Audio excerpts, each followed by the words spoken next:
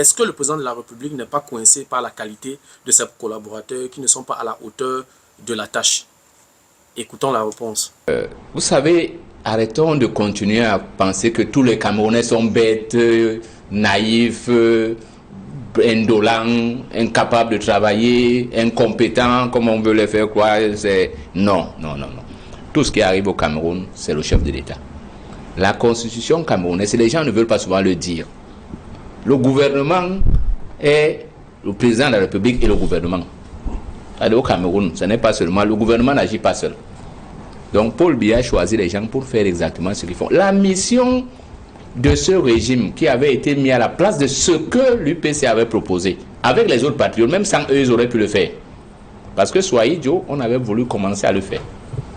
Le régime n'est pas fait pour le bien-être des Camerounais. Il faut qu'on enlève ça à la tête. C'est pour ça qu'ils ont les théories fausses du genre de subvention de carburant. Ce régime, le système mis en place, est un prolongement de la colonisation. Son objectif, vous voulez, je vous fais une caricature, on doit ressembler à Mayotte ou à la Nouvelle-Calédonie. Voilà ce qui est pensé pour les systèmes africains, même quand ils ont leur propre chef d'État comme Biya. L'objectif, ce n'est pas que le Cameroun soit un pays où le peuple vit bien, non. Le Cameroun doit finir comme Mayotte ou la Nouvelle-Calédonie, c'est-à-dire un pays où ceux qui nous ont colonisés sont là, décident, font ce qu'ils font et exploitent, quitte à ce qu'un jour le peuple camerounais disparaisse. Voilà le schéma. Tant qu'on n'a pas décidé de sortir de là, les gens gesticulent pour rien. Certains brillants comme Tegem, souvent, ils parlent d'une chose, mais en réalité, comme leur parti ne fonctionne pas comme un parti pour leur expliquer la vraie chose, ils pensent que ça va arriver. Je vais aller bout. Ce n'est pas la faute de celui qui gouverne. Je crois qu'il a été assez clair dans son propos. On n'a pas besoin de faire l'université, on n'a pas besoin d'avoir un doctorat pour comprendre ses propos. Il a été profond, il a été clair dans ses propos et sur sa communication est à la portée de tous. Donc je ne vais pas m'allonger là-dessus, il est tellement clair. Dans le gouvernement camerounais, il y a des ministres qui bossent vraiment, mais pendant que ces ministres bossent là, il y a d'autres qui sont juste dans l'agitation, qui sont dans le buzz. Et donc écoutons ce qu'il a dit par rapport à ça. Le travail d'un ministre se voit sur la vie de la population, point. Et au Cameroun, il n'y a aucun secteur où la population camerounaise peut être satisfaite en 42 ans de régime Paul Biya ou en 60 combien d'années UNCRDPC. L'éducation a foutu le camp, la santé a foutu le camp, les routes se délabrent, le transport a disparu. Les quelques embryons d'industrie qu'on a voulu créer sur l'impulsion des nationalistes camerounais à travers les plans quinquennaux ont disparu. Les quelques établissements scolaires dignes de former des bons ingénieurs au Cameroun ont été privatisés. Le peu d'activités agricoles qu'on a voulu entreprendre pour l'autosuffisance alimentaire du Cameroun a été vendu. La Midevive et autres, sous Paul Biya et ses acolytes. Aujourd'hui, on a payé un peuple affamé qui quémande du riz, alors qu'il mangeait et vendait la nourriture aux autres. Vous voulez quoi pour discuter? Paul Biya lui-même a fait ce constat. Donc si on veut accuser les gens de diaboliser, on commence par eux-mêmes. C'est Paul Biya qui a fait ce constat depuis 2008, non? Vraiment, on n'a pas besoin d'être un magicien pour savoir qu'au Cameroun, ce n'est pas tous les ministres qui travaillent. Parce que si tous les ministres travaillaient, le Cameroun ne devait pas être dans la situation actuelle. Donc, il y a certains ministres qui parfois ont la volonté de travailler.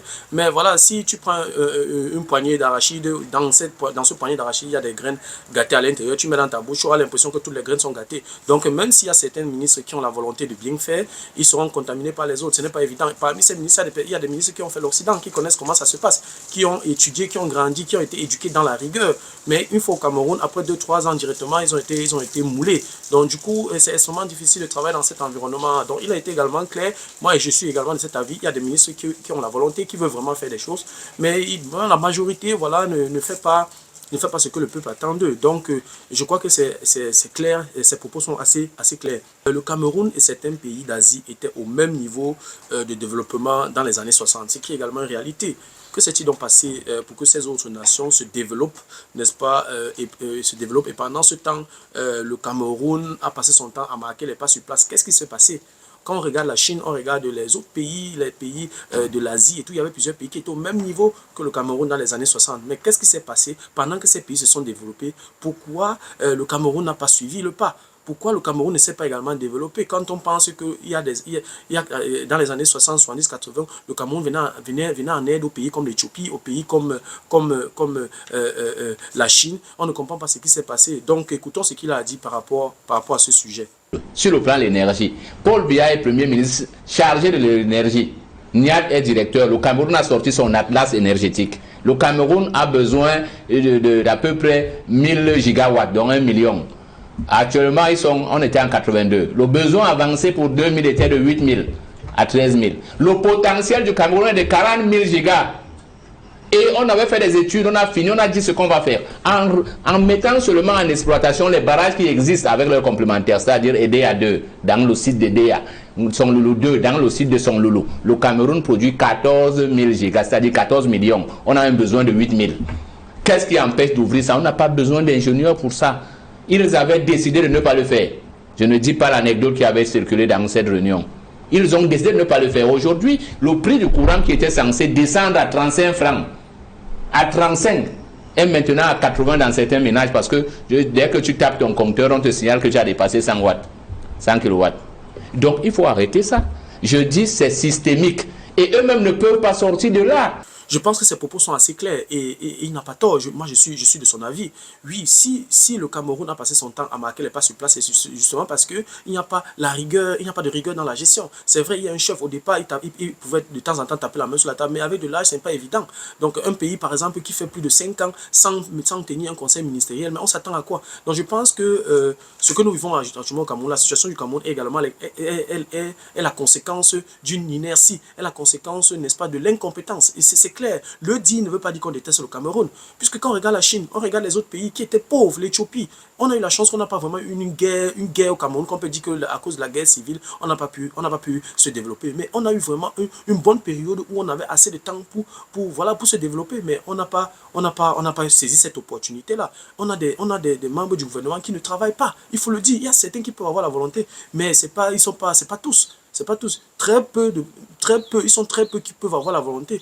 Et même quand ils ont la volonté, les autres les étouffent. Ce n'est pas évident. Donc, je pense qu'il est clair.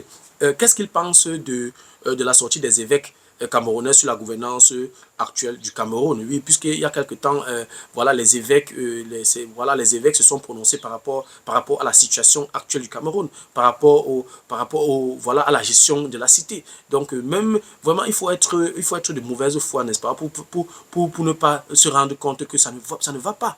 Donc, je vais dire, si le Cameroun ne marche pas, ce n'est pas seulement une histoire du bas peuple. J'ai dit, tout le monde est concerné, même ceux qui ont les grosses voitures, même les bourgeois ont ces problèmes-là. Tu ne voles pas en l'air pour atterrir chez toi, tu passes par les routes, tu seras confronté aux difficultés. S'il y a la criminalité, tu seras également concerné. Donc, étant assis dans ta Prado, ne crois pas que tu es à l'abri. Donc, je pense que oui... et ça concerne également les évêques et ils se sont exprimés là-dessus. Donc, après le fait que les évêques se soient prononcés, on a également suivi la réaction du président de l'Assemblée nationale.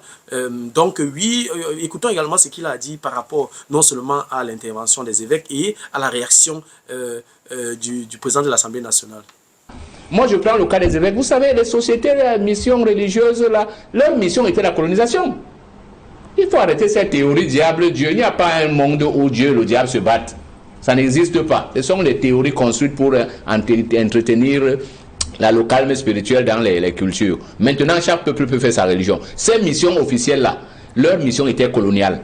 Aujourd'hui, ils sortent parce qu'ils sentent que leur propre mission est menacée par la paupérisation de la population. C'est pour ça qu'ils sortent contre Paul Biya. Paul Biya était un fils du séminaire, non? Paul Biya était un fils des catholiques, non? Alors, comment peut-il... Le pape a brûlé le baptême à un de ses enfants, je crois. Oui. Hein? Nous sommes le seul pays que le pape a visité 2 fois en Afrique, si j'ai bonne mémoire. Donc, arrêtons de jouer avec le peuple camerounais. Donc, je pense que là également, il a raison. Il a raison. Vraiment, le dit ne veut pas dire qu'on déteste le Cameroun. Ce sont des réalités. Il relate là les faits. En fait, il parle de la réalité. Donc, oui, voilà les évêques. Les évêques, ce sont des personnes quand même, ils sont crédibles, ce sont des personnes qu'on peut quand même écouter. Je ne suis pas en train de dire, je ne suis pas chrétien, je ne suis pas catholique, je ne suis pas protestant et tout ça. Mais ce que je sais, c'est que les évêques, ce sont des gens, ils sont confrontés chaque dimanche. Et voilà, ils sont vus, ils sont un peu comme, voilà, je peux dire quoi, une référence. Ce sont des éducateurs. Et ils ont accès, je veux dire, ils ont la responsabilité de plusieurs âmes. Chaque dimanche, se placer devant là-bas, parler après de 100 personnes, 200 personnes, chaque dimanche, ce n'est pas donné à n'importe qui. Donc, ça veut dire qu'ils ont un peuple qui les écoute. Donc, si les évêques déjà montent au créneau, ça veut dire que ça devient sérieux. Donc, si on ne les écoute pas, on va écouter donc qui? Donc, je pense que le fait que les évêques s'indignent, ça devait encore interpeller les membres du gouvernement.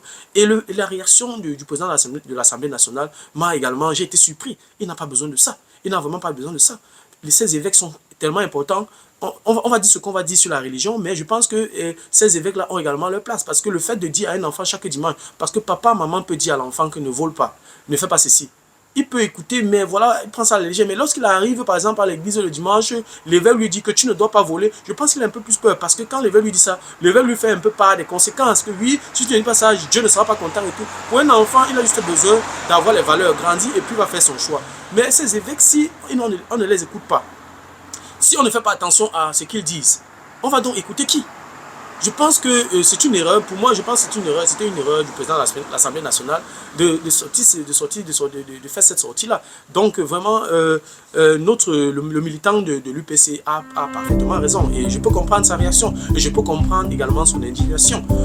Voilà, c'était tout pour la vidéo d'aujourd'hui. J'espère que la vidéo t'a plu, j'espère que la vidéo a été à la hauteur de tes attentes. Voilà, si la vidéo t'a plu, je te prie de la partager au maximum. Si de temps en temps tu aimerais regarder ce genre de vidéo ou alors si les contenus de cette chaîne t'intéressent, abonne-toi tout simplement à cette chaîne pour ne manquer aucune vidéo. Et si en plus de ça, tu actives la cloche de notification, alors tu recevras de manière automatique une notification lorsqu'une nouvelle vidéo sera publiée. Voilà, si entre temps tu as des questions, des remarques, des suggestions, des critiques ou alors des propositions d'amélioration, n'hésite pas à m'écrire en commentaire. Un like me ferait énormément plaisir. Merci encore pour ta disponibilité. Merci pour ton attention. C'était Fabrice Zopo. On se dit donc au revoir et à la prochaine. Ciao.